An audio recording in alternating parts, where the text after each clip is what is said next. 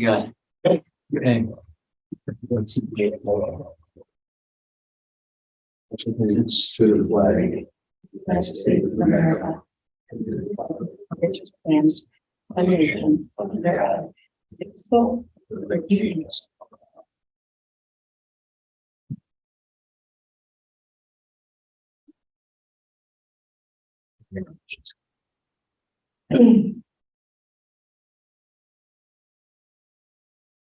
Our mission statement is grounded by our history as one of the oldest publicly supported schools in Wisconsin. Mineral Point School District is the heart of a small community that educates and inspires our students for a bright future in a big world. Okay, we'll do a roll call and then we'll do the oath.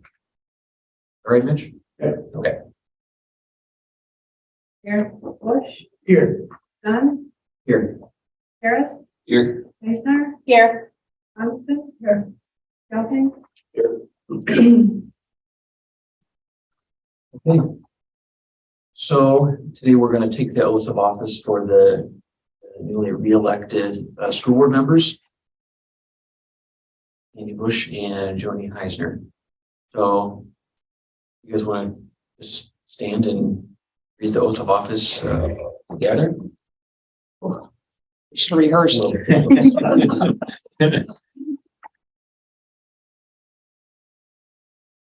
3, 2, 1. I, the undersigned, have been elected on April 4th, 2023 as a member of the school board of the Mineral Point Unified School District, but having not yet entered upon the duties thereof. Hereby certify that I am a citizen of said school district and swear that I will support the Constitution of the United States and the Constitution of the State of Wisconsin, and will faithfully discharge the duties of said office to the best of my ability. So help me God. Thank you. Congratulations.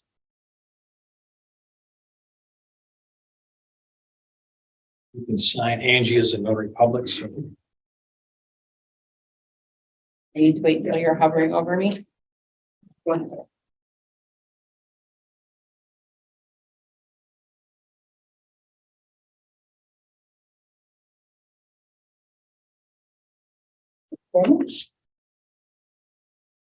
Move to action items. First is the approval of the additive compensation schedule. in the agreement reached many years ago between the school board and the teachers was a format as to how monies were to be distributed. So it was agreed that with money coming to the district for the upcoming school year, the first thing they would look at is, can we afford CPI?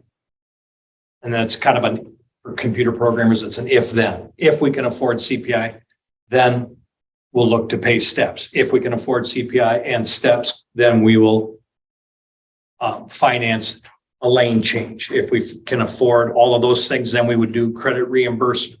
So the fifth thing on the list is the extra duty or additive contracts would be funded at a newer rate. We have not been able to hit number one now for the last 2 years. So the dollar amounts are not changing. So if I got $2,000 to be the prom advisor 2 years ago, I got it last year, and that's what the same contract will be next year as well. So there's not a dollar amount change for the additive contracts.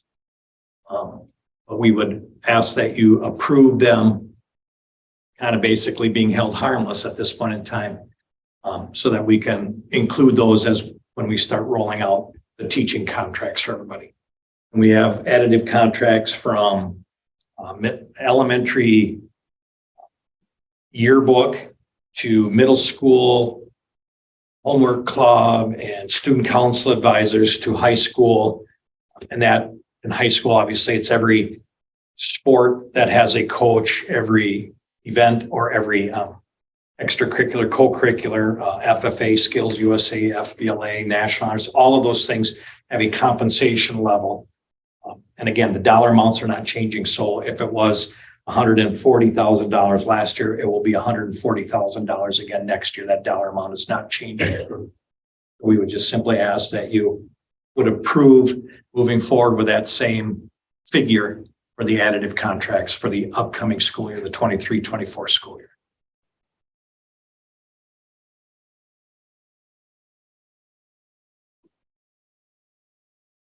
Isn't it like a year ago, we looked at that list and we're gonna talk through like how those numbers get calculated? I think that's what we're referring to, isn't it? It's the Yeah, some of it's based on the length, so if it is an all year position and those positions are paid throughout the entire year. So FBLA, Skills USA, those things happen all year long. So the percentage for those is equivalent. Looking here and I see like 6% is the dollar amount or the percentage that's given, and it's off of the base salary if it were to change. So as our base salary has changed over the last couple of years, whether it's 1.2% or the 3% that it increased for this year, this has maintained that level of the 2021 school year. But it would be 6% of the base or 3% of the base or 5% of the base. Sports, the head coaches or head advisors obviously have a higher percentage than any of the assistants behind them. The length of the season, if it's an athletic season, the length of a season also determines the percentage that the head coach would receive. We did a rough comparison to schools in our area. The percentages are pretty common. Other areas, CISA did a survey and we compared what we're paying out to what CISA is paying out. And in some instances, we're actually paying a little bit less than what some of the other schools in our CISA are paying as far as a percentage or dollar amount. I think we were wondering about actual hours spent for each role and whether that kind of matched the compensation awarded. And Mr. Austin has been gathering that information. Should be able to provide that in an upcoming board meeting. Does it make more sense to do it at the end of once the school year is completed, or is it like to get that total dollar, I think, or to total time allotment? I think it makes sense to kind of wait till everything's kind of wrapped up. And some of them that will change. I know FBLA just recently had some successful students that'll be competing at a national level, so this might be a year where the time commitment is different than if there's a year where they don't, compete at that national level. So we would try to get, kind of a ballpark as to what would be a normal year, so to speak, and if we are sending somebody to a national convention year after year after year, then maybe we would need to readjust some of that. Skills USA is another one. FFA has sent students to a national competition in the past. So some of those Skills USA and FBLA are summer commitments for students and advisors if they're going with. FFA is during the school year. The national convention is during the school year, so that's a little bit different. But yeah, I think if we could get to the end of the school year and try to, compile all of that information, it would be probably a little more accurate than it would be as of right now. But do we need to have this discussion tonight for the sake of drawing up contracts, or can we delay this vote until the end of the school year?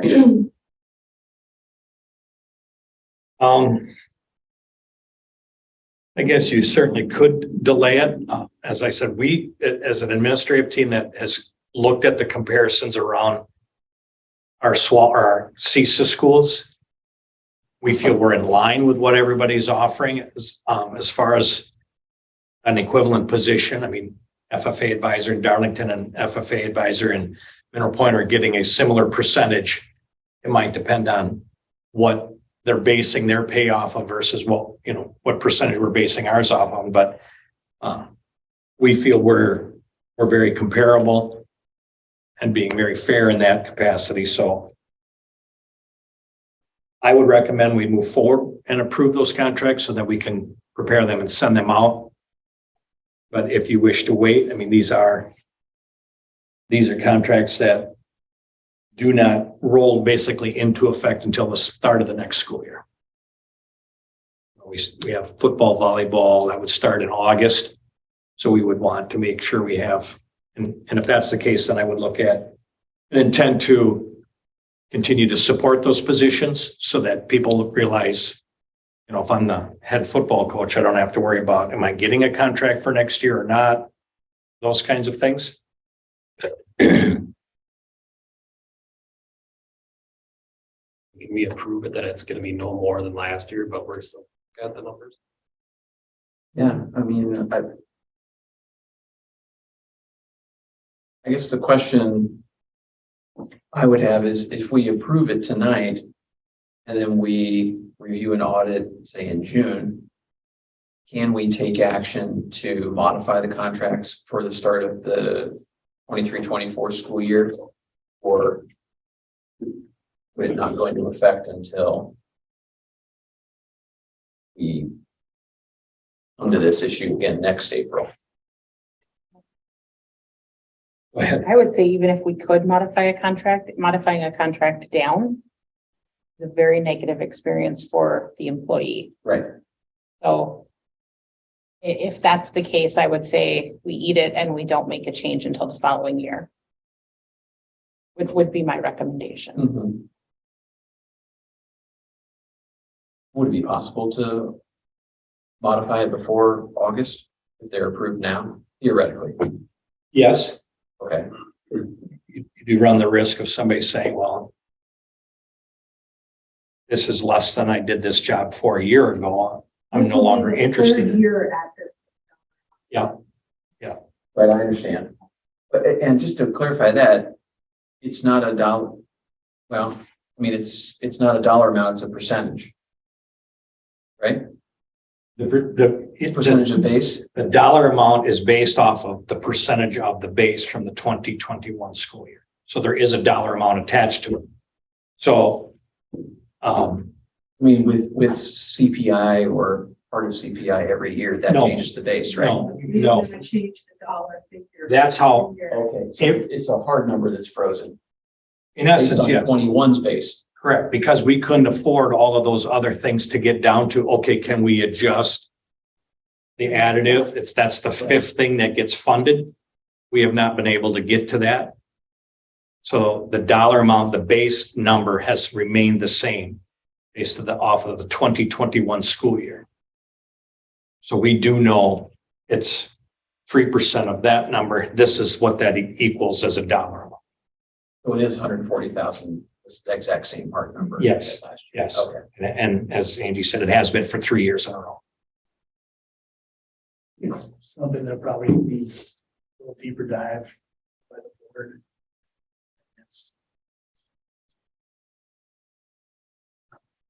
There are some inequities there, but I trying to figure that out and justify it based on hours provided by the people doing those things.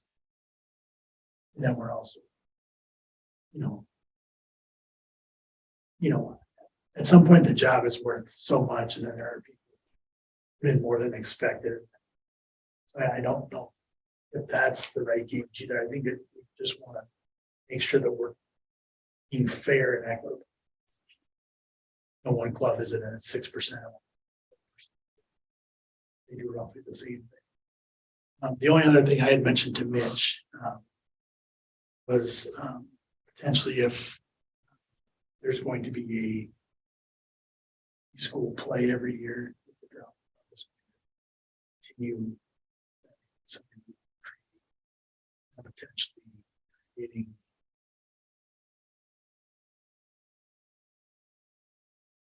competitive contracts for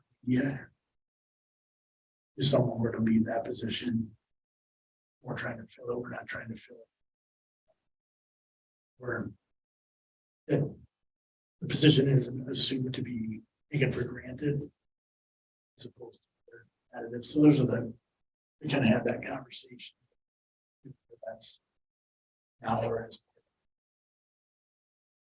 in-depth study looking at the equity of it. Well, I feel like we had this conversation kind of this time last year about some concerns about the inequity of it, and we kind of concluded that we would just like to see, we just wanted more data, like, what are the hours put in per advisor position? Does that seem to justify the percentage? They were aware there was, I believe so. okay. I wasn't at that meeting. Oh, No, that was the whole conversation. okay. The extra meetings and stuff. Yeah, okay. That wasn't, I. Other there, that's my other concern. If they weren't aware of it. Getting on good numbers. I believe we asked them to try this. Yeah, I mean, I think that was, man, I don't know. I mean, I've talked to Mitch about it too. I don't know how much of it is ongoing or whether it's going to be kind of retrospective. Can you give me how many hours approximately you spend this year, which is probably better than nothing. But I guess my point is, if you want a deeper dive, which I would support, what other data, should we try to get in order to make a decision? I don't think this that summer? data is bad. I just want us to caution that there's going to be a certain number of hours that are sufficient to do the job, and there's going to be other people For sure. go over and above, and not really in a position to report the position based on.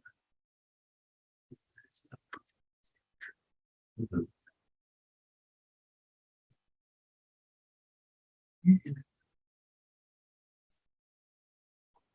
I think that we should definitely look into this more, but the bottom line is that we haven't increased this in 3 years. We're not in a position to do it this year. I certainly don't think we should do any less, given what the staff does for our students and provide some pretty amazing extracurricular activities. With that, I guess I'd like to make a motion that we accept the additive compensation schedule as is. Come back to just, like you approve it to not be more than, I guess that's almost locked into place. And it would never be more than. I look at like the winter sports seasons for high school basketball. In here is a freshman coach, but if the numbers don't warrant a freshman coach, we don't pay that out. It's in the overall budget for that additive contract, but then if it's not being utilized, it's not being paid out. Same thing with some of the other, if there was hey, last year I ran a chess club, or for the last 3 years, I ran a chess club after school. It's a couple $100 this year. Nobody's interested. We left that position here, but the money just wouldn't be paid out anymore. To be clear, I'm not assuming we're paying like too much. I just think last time it was unclear how the percentages were based, making sure that effort matched those percentages. So it's like level set and see what these roles are actually doing. Yeah. I don't think any of us have like major concerns. And so I feel comfortable supporting this, but I do want to kind of close the loop on our intent to just take a hard look at it and feel comfortable with all the percentages. And I like the suggestions about there's new clubs forming and new advisors that warrant a contract. We should take a look at it and see how we can make it work with the budget. And then, if we make a decision by June or July, maybe we'll have more information on how the budget's going to look, whether, how tight it's going to be. Are you suggesting that we not pass this tonight and wait until June or July? Are you suggesting that we look again in June or July and amend contracts upward if so appropriate. Yeah, I think any changes that we may make would be relatively small. I don't feel like anything's going to be cut or, there's going to be huge decisions to make. So, I mean, if you made a motion to table it till June, I probably would support that too. But I think it doesn't do us any harm to approve it now because I think number one, if we decide to make any changes, they're going to think they're going to be small this summer. And number two, if we decide to make big changes, we could make a decision to say, let's have some intent to make some big changes, but make those for the following school year or something like that. These positions are something different that just previously.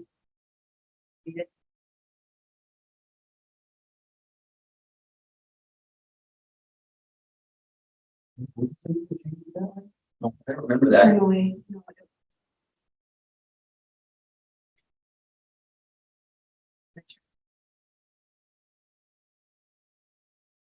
There's an interpretation based on what the auditors were saying. If something started, you started as an advisor at the beginning of the year, went till the end of the year, and you would be paid throughout the year. If you were coach of a specific season that was 3 months long, it used to be you got paid at the end of the season when you were done. The interpretation came in as you should not be holding on to that person's money. It should be paid out. If it's a 3-month season, you pay a third of it, and a third of it at the end of the season. And then that interpretation is now fallen off the books. So it's gone back to when the job is completed. If you're a sports coach, then that's when you get your paycheck for that. The full year employees are still paid in a similar fashion.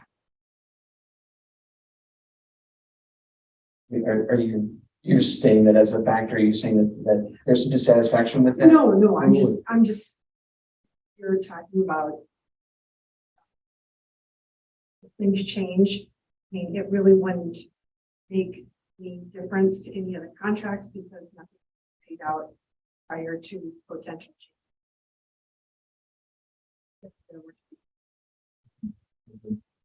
So you're looking at October, potentially November for your fall sports seasons is when their season would come to an end. You look at a list of like all the things that are included, programs and stuff that are in this. And I'd be curious too, in terms of as a community or as a school district, we're investing in these things. There are things we're not investing in that we should be that align to the strategic plan or to.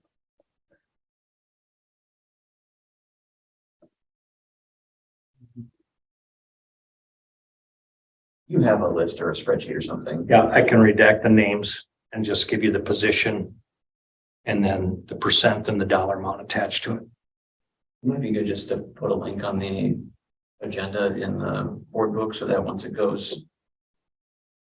it becomes accessible over the website, then people would be able to see it, right? Is that true?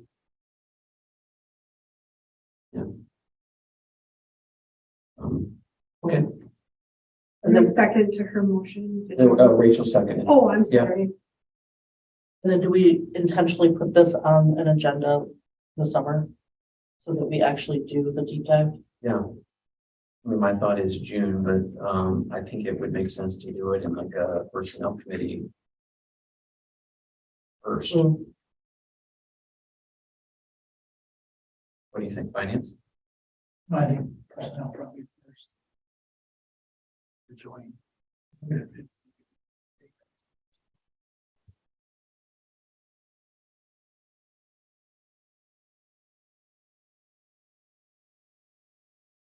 Well, I think ideal timeline, Mitch, would be personnel committee meeting before the regular June meeting, possible.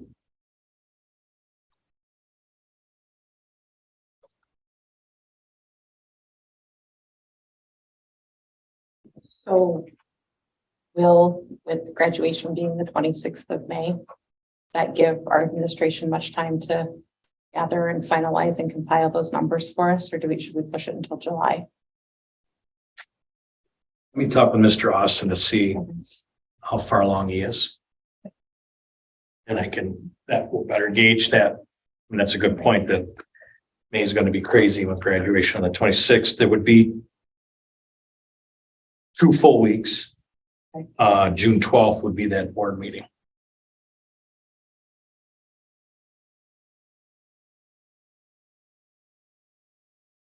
This week, a motion is second to approve the contracts as is with frozen rates. Any other comments or questions? Okay, we'll call the question, Angie. Eisner, Yes. Johnson, Yes. Gelding. Yes. Bergstrom, Yes. Bush, Yes, Harris, Yes. Dunn. Yes. Contract. Recommend approving the CISA 3 contract. Same services that we needed for this current school year are also the same services we would need for the upcoming school year. And as it shows in your board packet, the dollar amount is exactly the same. There's been no change in cost for the services that we take advantage of or need to purchase. Some of the things, again, we talked about this in the past. I cannot afford to hire my own employee to provide services because I don't need them 8 hours a day, 5 days a week. We purchase maybe 4 hours once a week from CISA 3. Those contracts are written up in a way that CISA 3 holds the contract and how many schools need to take advantage and what you need to take advantage of. And then it's prorated based on that information. Jamie Nutter has done a fantastic job bringing in good people that we could not employ on our own, but that provide the exact services that we need. And also to see that the dollar amount that did not change from this year to next year. I'm equally happy with that. There was an increase from the 21-22 school year to the 22-23, but he was able to hold the line on our charges, or for the CISA. I won't just say he held the line for the Mineral Point charges, but for the services that we utilize, we get a very good value for that dollar amount. And I would recommend approving the CISA 3 contract. He's been given the board with like the goals and priorities come out of this money? Or is that kind of like on his own? No, that part of our membership gets his services. So yes, we're not being charged any additional fees to have Dr. Nutter come out and meet on the board retreats. I'm just curious, do you know which category it falls under on this list? Probably agency administration just falls under that. We purchase that membership fee and the administrative fee, and it's all rolled into that. I'm also curious, the school improvement division, thinking about like data collection and just measuring progress over time. If there's something in there, since we have access to that anyway, like what that is, that would be a support in that way. Yes, the SID meeting, the CISA does provide monthly meetings where they will be talking about, they'll relay things that are coming out of Madison. They'll relay things that upcoming testing. They will help us investigate our own specific district data based on test results. So it's kind of a larger encompassing umbrella is what falls under that SID. And basically they are called SID meetings. It's more like accountability data. Yes. Didn't they do, they're doing a project with middle school? That falls under that SID umbrella, yes. Yeah, they're facilitating some kind of Yes. quality improvement project at the middle school, I think. Got it. Well, that'd be just interesting data, like as we talk about like progress data that already exists, so that you know, like Matt sitting here and we're making him bring data, like there might be data that's already at play in some of these conversations that would support him and like us in understanding what progress looks like along the way. Mhm. I'm just looking for low hanging fruit that folks already know what that looks like and are working with. Yeah, Dr. Lisa Arneson tends to head up that, very knowledgeable, very, she's the one we would reach out to and say, okay, we really want to dig into our own school report card, and help us investigate the data. First of all, what's the report card? What are the different buckets in the report card? Then what is our own data helping tell us? And then they can guide us through some different data dives to dig into that information a little bit more, and also show you can dig into some of the history of what's happened, and as far as our report card testing, forward testing, ACT testing. It's all part of what happens already in the SID membership. Yes. Is it a SID resource member that's working on the portrait of a graduate project with Mr. Austin and Mrs. Brunson? No, Oh, I thought they had a facilitator for that. they do, but it's not through CISA 3. CISA 3 has a different program that they're trying to get up and running. Much like the Mineral Point School Board being overachievers, I have a guidance counselor who doesn't want to wait for CISA 3 to catch up to where CISA 5 is. And they actually tapped into somebody from CISA 5 to kind of help jumpstart the portrait of a pointer piece. So they don't want to wait a year or two for that to catch up. They want to get right in right now. So that's why we reached out that direction. I have another question. The transition to employment collaborative under special ed. I thought we were doing a program like that. Are we not contracted with CISA because we're doing it internally through Ms. Klein and Mr. Leonard? Mr. Martin, that was here last Yeah. board meeting, is also a portion of that. So he helps coordinate. He helps us at times find businesses and bring businesses into that total program. So he We're not being charged for it. no, he is part of all of that and for employment and employability skills and all those kinds of things. So we are getting, because of our membership in CISA, we're getting that added benefit.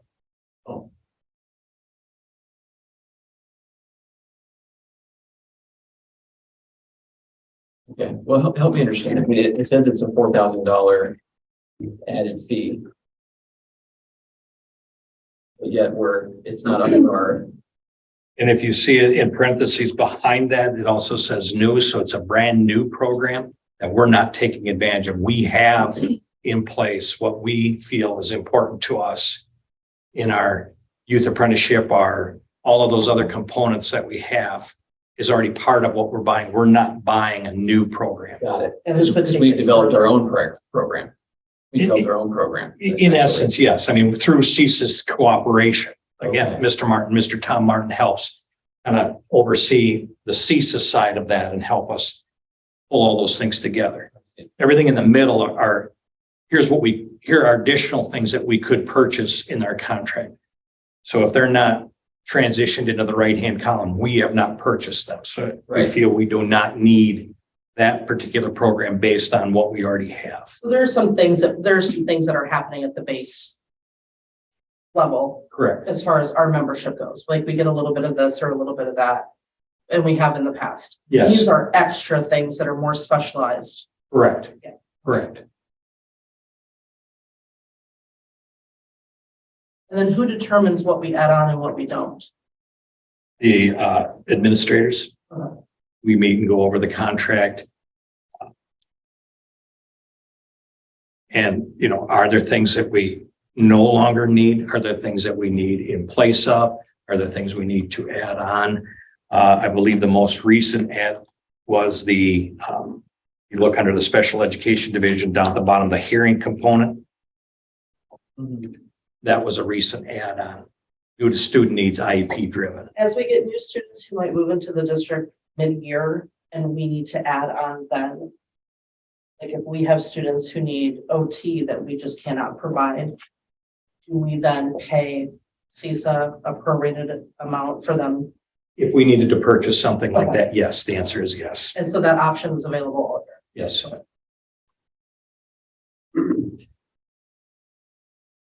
This question, I'm assuming the energy bus school certification is for the school district that own their own buses? No, Okay, it's a completely different program. okay, It is kind of a cultural component. So it talks about to give it a kind of reader's digest, are you like adding to the energy or are you an energy drainer kind of a thing? So the energy bus is how do we get people on our positive energy bus and move our school district in a specific direction? oh, I see. So That's it's fine. Got it. I think that's right. And he is the author. Two vampires. Got it, like buckets and Yes. mixing buckets Yeah. kind of thing. Yeah, okay, cool. I just read that. It's like, cool, it's the. Different contract for the buses. Well, I was reading about, I mean, I think there's new like federal credits or incentives for all electric buses or something like that. Yep. I didn't know if that's something that First Student is even involved with or taking advantage of. They are. I met with there's a new regional manager.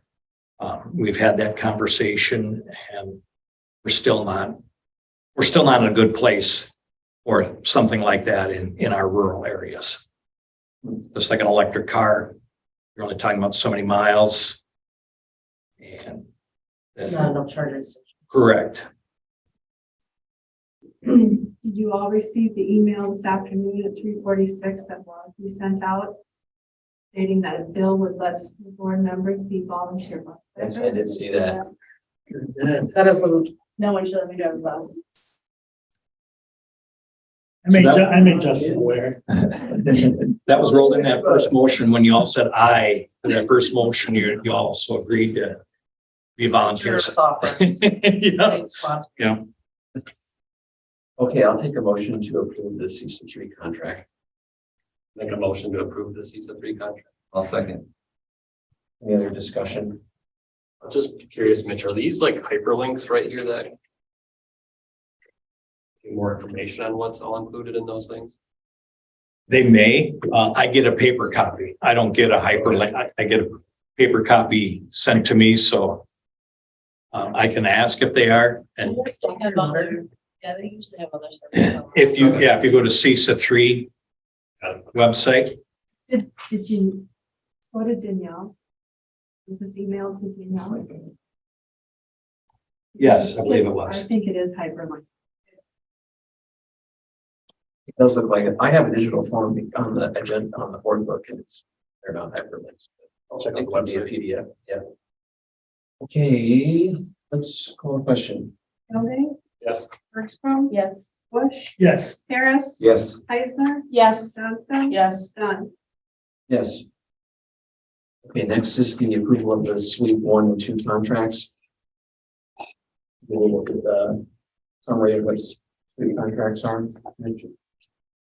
Mineral Point is part of a multi-school district co-op, for lack of a better way of describing it.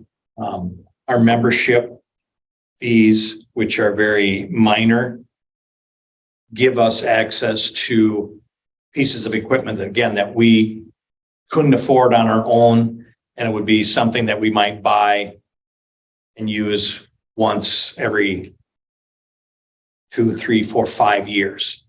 So Iowa Grant is the holder of the contract. They also house some of the majority of the bigger pieces of equipment that we can take advantage of. And it's as simple as, hey, does anybody have the top dresser if we have to replace grass seed and reseeds them?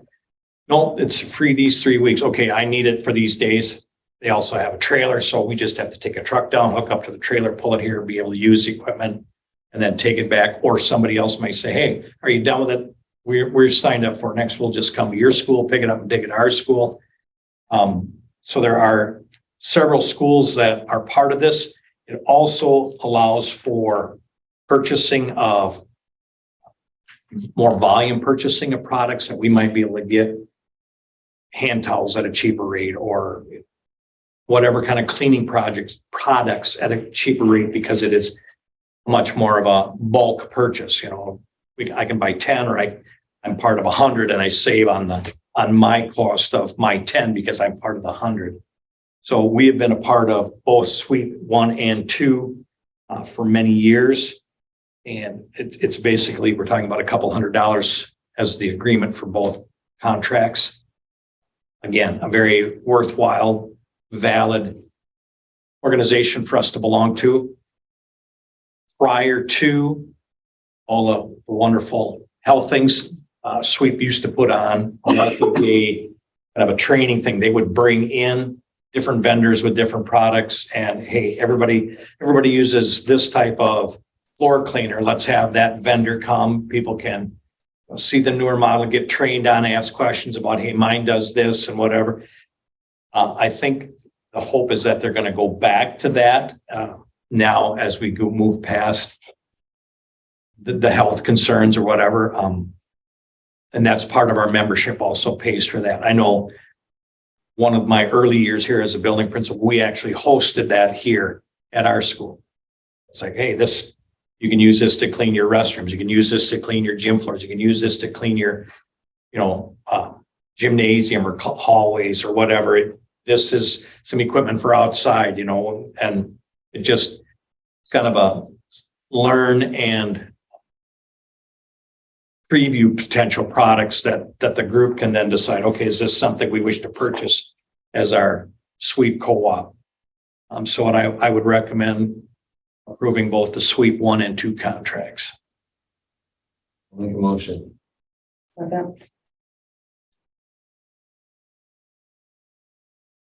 Any questions, concerns? Harris, Yes. Eisner, Yes. Johnston, Yes. Gelding, Yes. Bergstrom, Yes. Bush, Yes, Dunn. Yes. Next is teacher contracts. While an official percentage CPI, if and whatever is not available yet at this point in time, I would ask that you approve issuing teacher contracts or at least an intent to employ for the upcoming school year. May 15th is kind of the deadline for having contracts out. This intent to employ would suffice. So even at the May board meeting, if we don't have any additional information coming out of Madison, a letter such as that would suffice for terms of employment.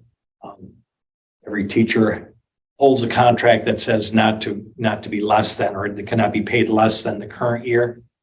So worst case scenario would be salary freeze, but we don't have a dollar amount. We don't have any kind of information that way to put on it, but we can certainly issue an intent to employ for the upcoming school year.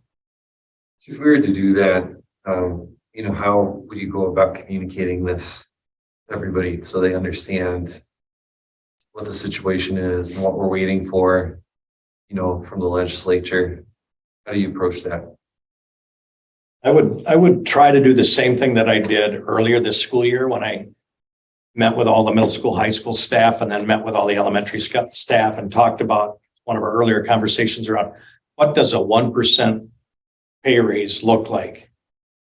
And I added in, okay, so let's just say at that time, if you remember, I talked about reaching out and said, is 7% a safe number to use for insurance, health insurance increase? And the answer that I was told was yes. So I put it all together in a spreadsheet and said, okay, if it's a 1% salary and 7% insurance, here's the total dollar amount. And I met with all the staff and explained to them.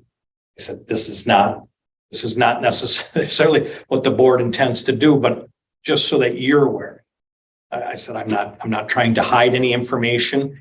I want you to be as informed as you could possibly be, the same way that I informed the school board at this time. And I don't have information You know, and at the point in time, I said, well, you know, we let this current school year, we picked up an extra $50,000 from the state that was earmarked for special education. I said, so if Madison does not do anything above and beyond what they're doing now, this would be the impact of the school district. This means I have to find this in cuts in order to pay for a 1% pay raise with a 7% insurance increase. I would do the same thing.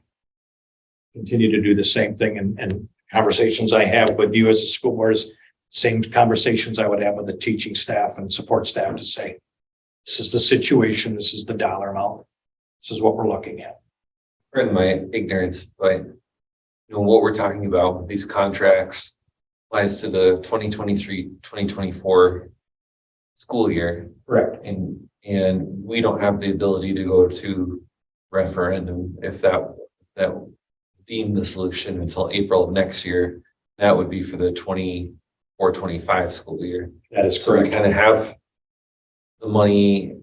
We wouldn't expect the legislature to reduce support to schools, but we kind of have the money that we have until we find out from them other information that says, oh, we're raising per pupil or changing the way that school districts are allowed to levy, et cetera.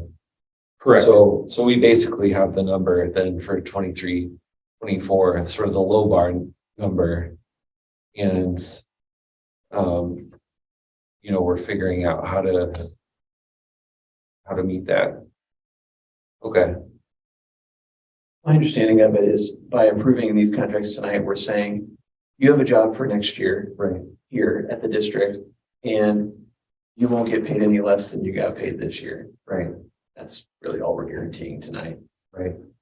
Which I'm totally fine with that, as long, I just want to make sure that that's, you know, well received in the sense that we're not trying to mess with anybody's salary or. This is not a position anybody wants to be in. School board, administration, Sure. teaching staff, nobody wants to be in this situation.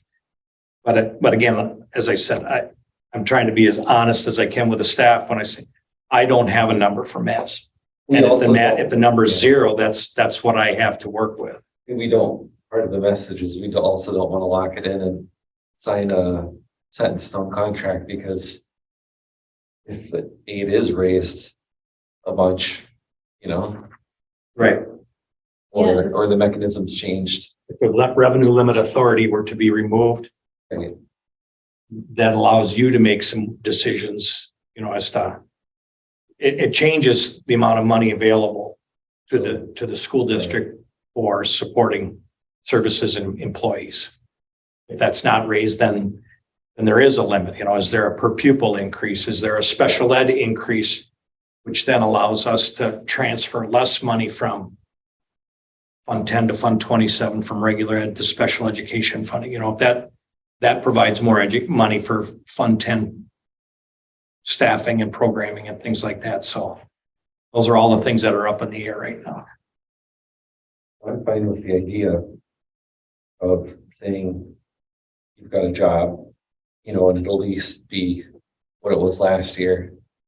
And if we just need some time to see what the legislature is going to do, assuming that you do a great job of communicating to the staff what that means, and you know that we're just want to hold out a little bit more, you know, to find out if we could do better. If you lock into 2% and all of a sudden funding comes in where you could afford a CPI, now the staff is locked into 2% because that's what you approved. If that were the case, you know, that's what we were doing tonight versus the intent is to hire all of you to fill the positions that we currently have. So yes, I mean, I think that allows you time to get more answers. It allows me to get more answers from Madison as to what the intent is then as far as funding. What's kind of the hard stop date for us where we would need to lock it in and just go? I mean, is that July 1st? When the new contract starts paying over the summer? So June, probably by June. The June board meeting. board meeting or June 15th. Right. Yeah, and typically, in one of my last meetings, the state superintendent said some of the conversations she was overhearing that sometime in May, some numbers might start coming out of the Joint Finance Committee as to here's kind of what we're looking. So when they talk about, we're going to go back to base, well, what we have right now is the base. So if I look at no additional revenue, which is kind of what I have to put together right now, at least, that tells me if we do this, then here's our deficit. If we do that, then that's our deficit.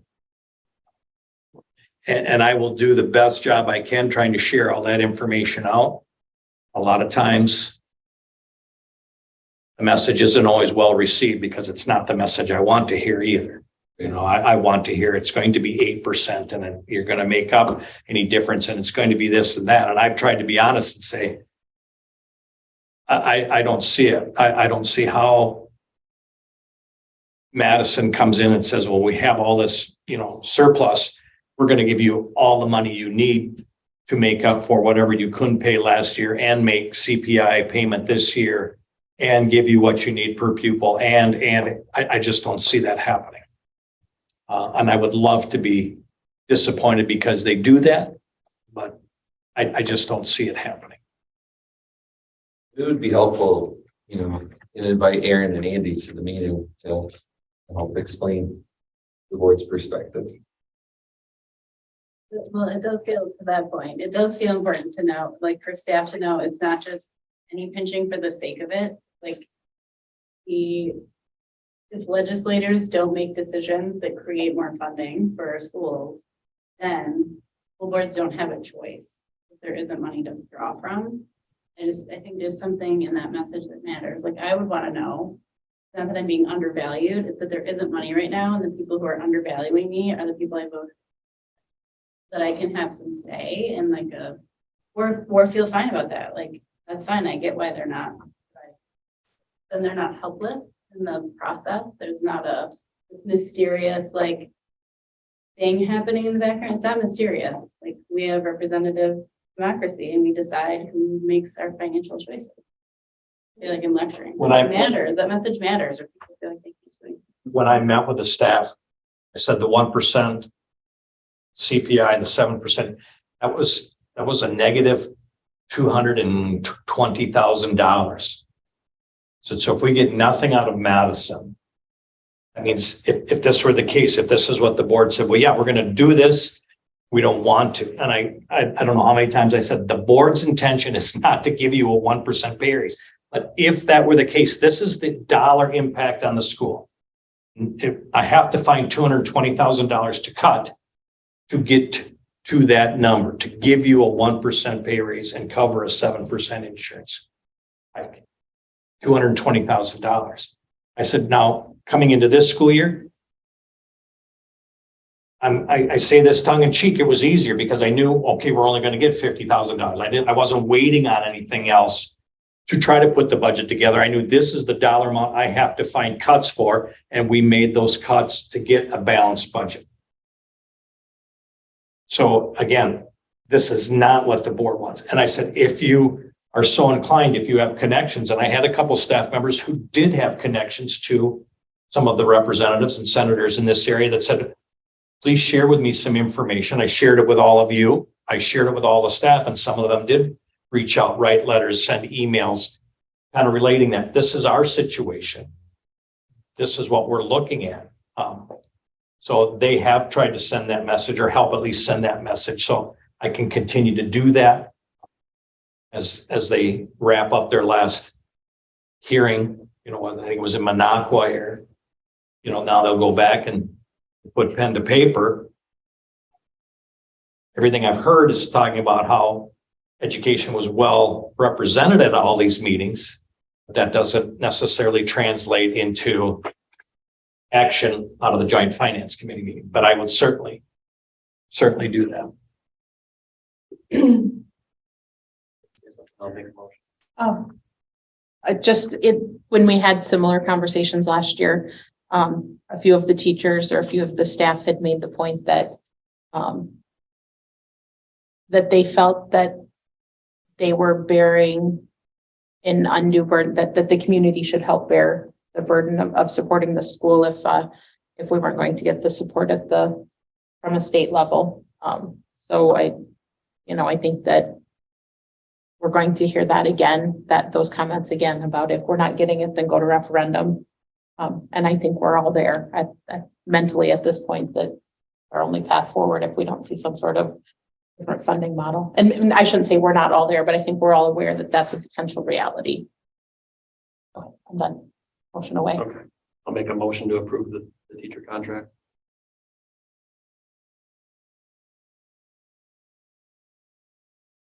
Any other comments, questions? It's Gelding, Bergstrom. Go ahead. Gelding, Yes. Bergstrom, Bush, Yes. Harris, Yes. Eisner, Yes. Johnston, Yes. Dunn. Yes.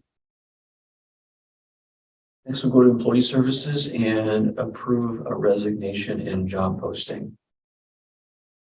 Mrs. Chelsea Edwards, fifth grade teacher, is expecting her second child and is due in June. And at the end of the week, last week, informed me that she will be resigning from her teaching position. There's been some daycare issues for her, and just does not want to miss out on an opportunity also to spend time with her kids when they're young. As we all know, you only get one shot at that.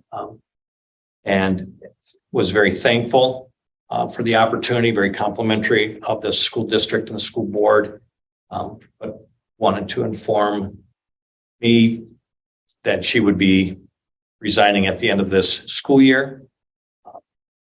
I thank her for her time and commitment to our kids and helping our students, all of our students, be successful at that elementary level. I would recommend approving the resignation, and then we have an elementary teaching position posted that I would just recommend that you roll that position into that interview pool. We would just maintain the posting and not put a second one out there, but knowing the reason we are hiring a elementary teacher was to make sure we have 3 sections at each grade level. Hiring another candidate out of that pool would make sure that we're having 3 sections at each grade level.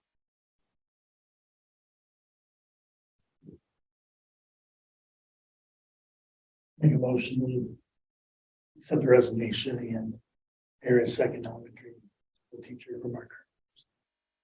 Second.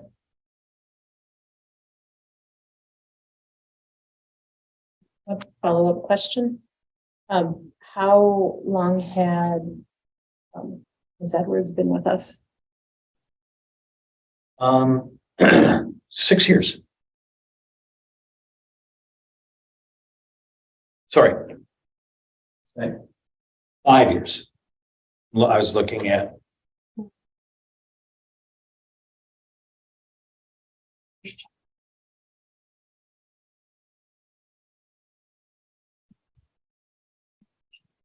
Just finished her. Maternity leave. Yeah. First year, Correct. was during COVID, I think. Mr. Martin. Okay, so Lily was in 5th grade, so this would just be End of year 2. end of year. So she came to us with some experience. Okay. With- Because I was just looking at where she fell on the pay scale, and I was like, Okay, that's kind of where I was going, Yeah. is this a potential savings? Okay.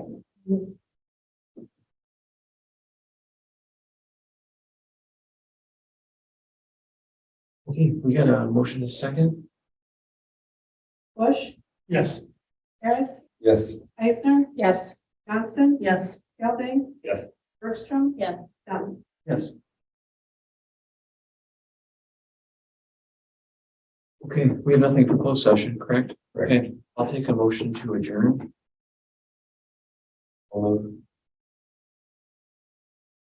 Second. Okay. All in favor, say aye. Anyone opposed? Okay, we'll adjourn this meeting and take a break if you want, and then we'll have